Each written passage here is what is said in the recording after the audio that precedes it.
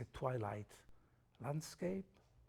We have a number of reversals and antitheses. Actually, the mole, blind mole, that burrows in under the earth, and then the alpine scenery, which makes vision also impossible.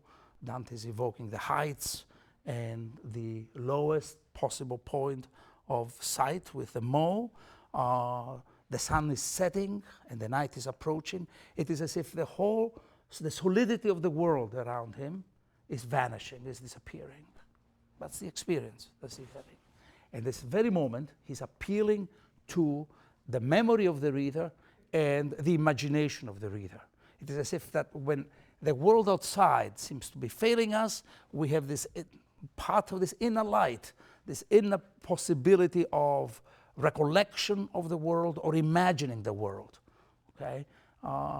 He's specifying what some of the claims about the inner lights that he says we have within us could be. He had just said that. But also he's preparing this extraordinary second apostrophe to the imagination. Dante we are approaching the center of the universe, this poetic universe, and Dante reminds us that this is a work of the imagination. Why does he do this? What is this? What does he say about the imagination?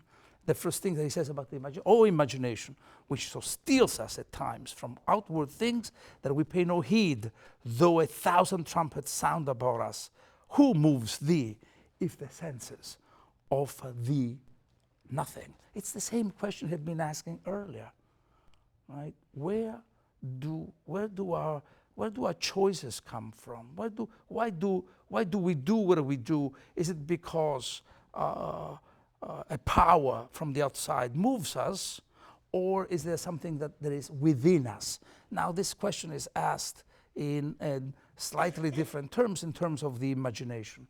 The imagination is a power that's what the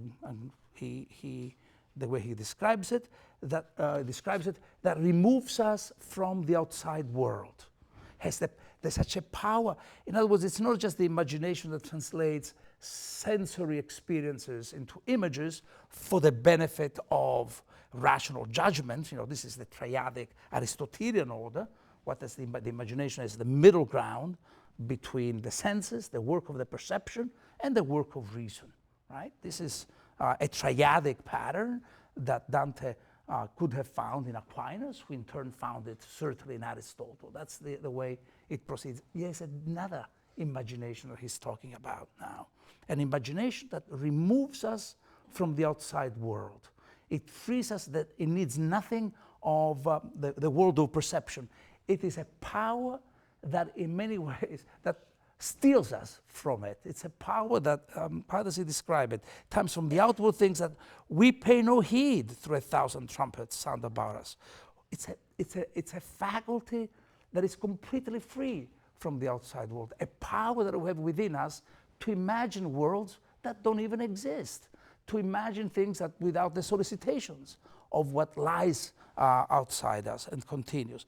A light moves thee, which takes form in the heavens, either of itself or by a will which directs it downwards, of her impious deed. And then he goes on describing 3 images of anger. At the point in which Dante is approaching the center of his world, we are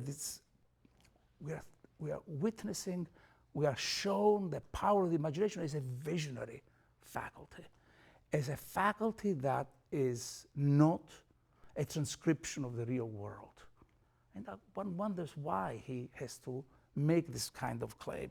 It encompasses the real world, and yet something that almost prophetic, something that does not come from the contact with the world.